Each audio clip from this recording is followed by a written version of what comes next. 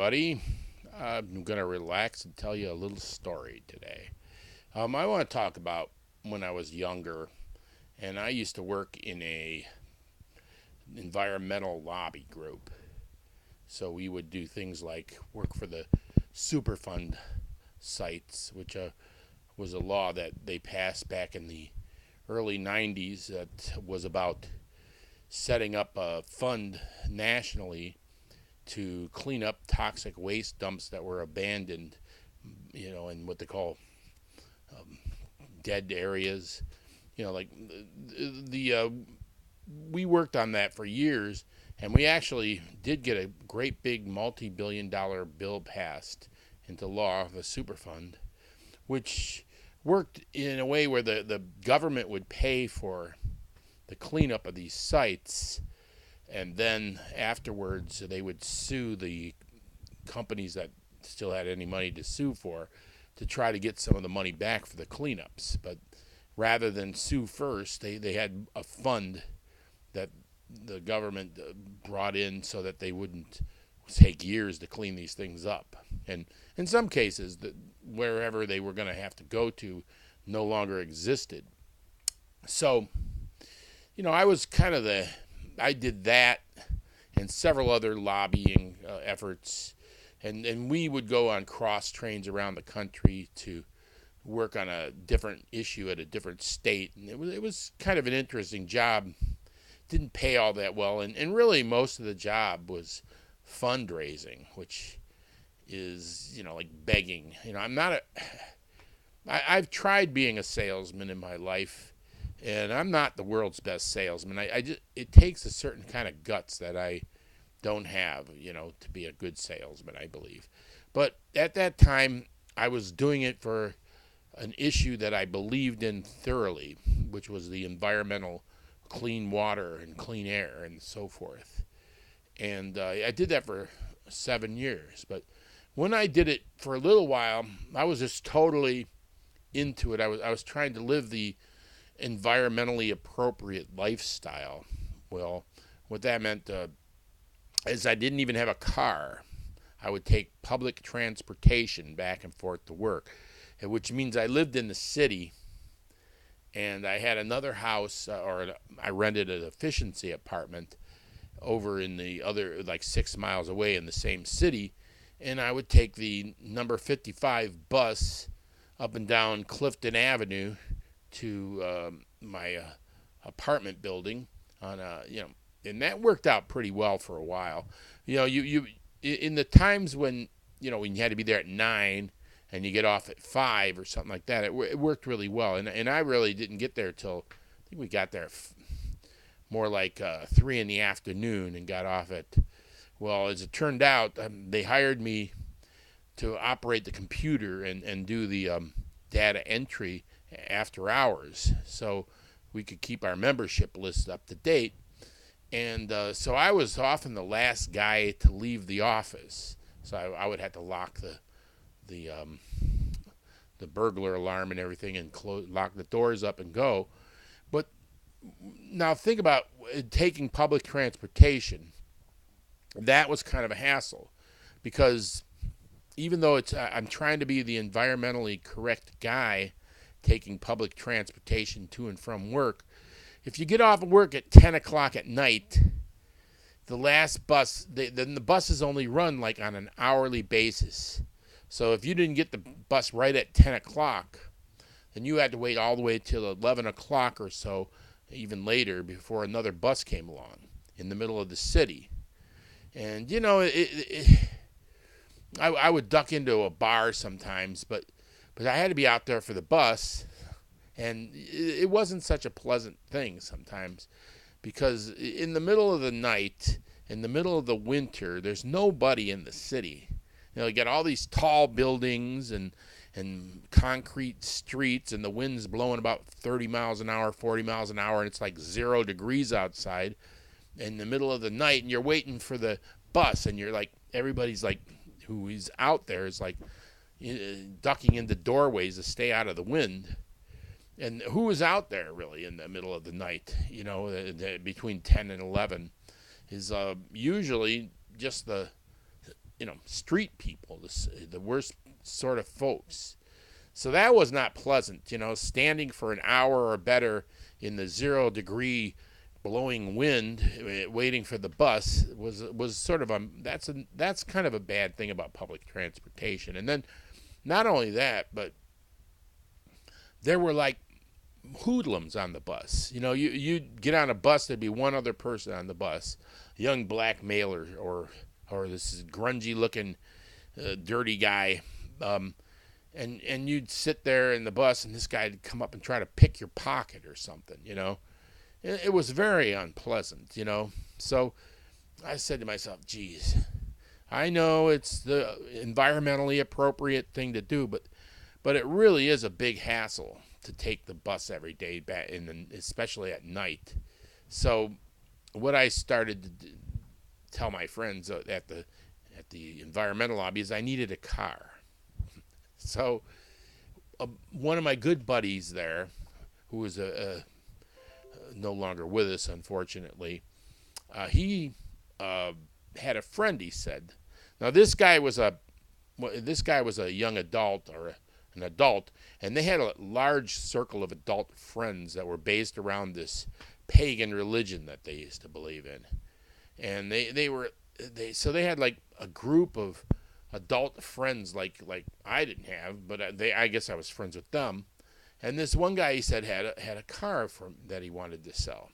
So, well, how much is he looking for? Because I can't spend a lot of money. He said, well, it's only $300, he says. So I said, oh, all right, well, I'll take a look at it for $300. So we arranged to meet on Saturday morning, and I'd take it for a little test drive. And so they came over to my apartment, and there was my friend and his friend's wife. And I had $300 and some extra money to pay for the transfer, the title, and so forth.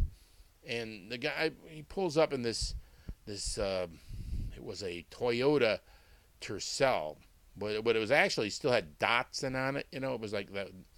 It was just a little 4-cylinder automatic transmission, 5-speed stick shift. And, for an environmentalist, that's a good car because it's a little 4-cylinder, doesn't burn much gas, gets really good gas mileage. And he pulls up, and I look at it, I say, well, it looks kind of nice. And he says, well, I was thinking about it, the guy says to me. I know I was asking $300 for this car, and I'm thinking, oh, well, here we go.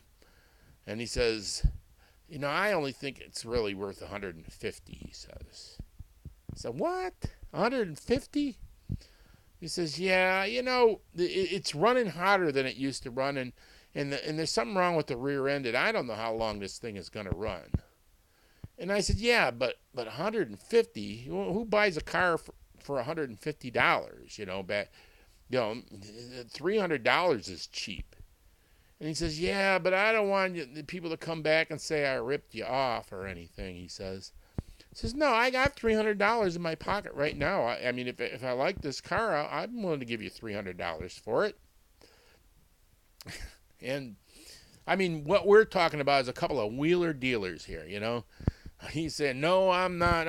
I'm only taking $150. I said, no, I got $300.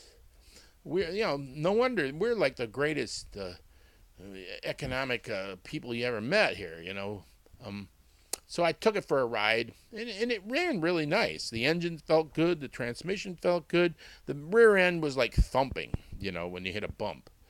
So I said, all right, I'll take it. And he says, 150. And all right, 300. I said, no.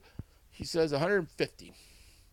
So I said, oh, well, you win, 150. So I give him $150 for it, transfer the title. And I drove that car, and I brought it over to my nephew's house, and he changed the rear shocks on it. The rear shocks were totally shot, he said. And once he put new rear shocks on, the thing ran like a champ. I mean, it was just wonderful. And I drove that car for years. For years, I drove it. I drove it to New York City, to Manhattan Island, and up and down in the mountains, back and forth. I ran from the police one time with that car. I was coming through the Pennsylvania mountains. I was going like 80 miles an hour through the mountains in the fairly busy traffic. I shouldn't admit this, and I see a cop radar got me 80 miles an hour. He starts trying to pull out, and I just say, uh-oh, and I went down the hill, and I got off at the next exit and drove down the side road and hid behind a gas station, and I got away from the cop.